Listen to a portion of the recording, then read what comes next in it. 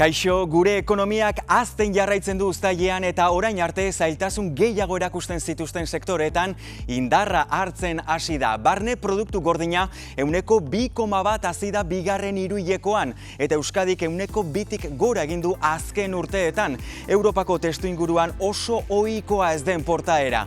Argindarraren garestitzeagatik energiak berriro gorantz egin badu ere, inflazioak 3,2an jarraitzen du eta azpikoak behera egiten du.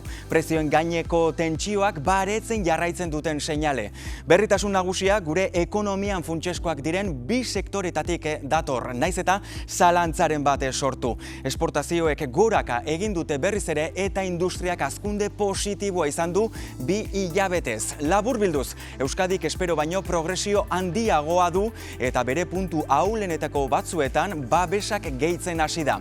Hau da gure ekonomiaren gaurkotasuna. Irailean ikusiko dugu elkar ekonomia dida batean. Agur.